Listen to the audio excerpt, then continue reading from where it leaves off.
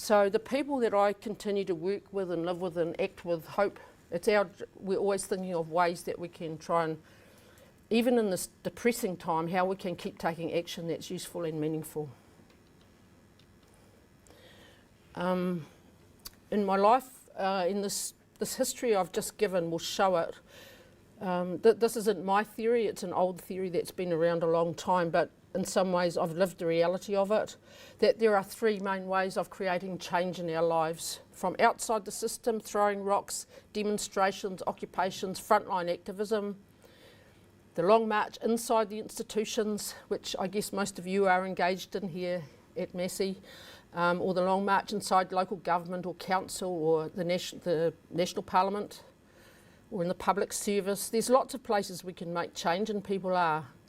And thirdly, the third way, building our own organisations, and that's why I've given these examples, so you can see that I'm not just talking theory here. These are methods that we and myself and others have been using as people do all around the world. Building our own organisations inside a rotten system.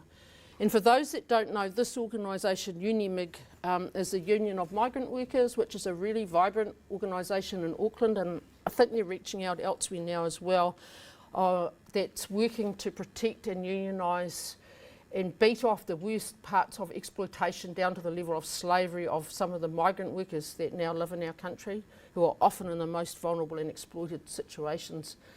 And I just think it's fantastic to see migrant workers organising themselves with the backing of one of our big private sector unions first, to set up their own organisations and carry on their own struggle. So that's an example of, in a different area, of people doing this, building our own organisations. Intifada! Intifada! Intifada! Intifada! Intifada! Intifada! Intifada! Globalize the Intifada! Intifada! Intifada! Intifada!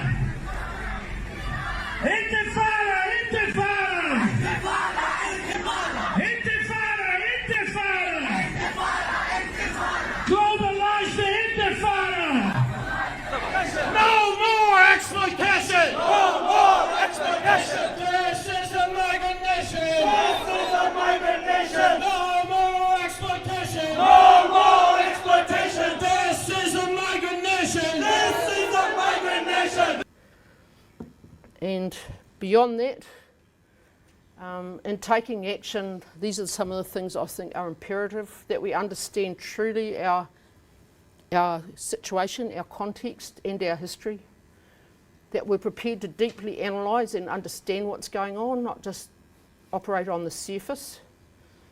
And actually this is where the Academy sometimes helps with theory, because sometimes activists on the ground are prone to just denying the use of theory or very hostile to it, when in fact we all need theory wherever we are, and academics are well placed to help with that if they can do it well. There's a big argument often on the left between reform or revolution. I don't know if any of you have been enough in the left to know about that. I know you will have, some friends in the front row here. But there's, through history, forever there's been this debate, reform or revolution. Do we make small reforms now, or do we just put all our hope in fighting for a transformative future? I wait for the revolution to come.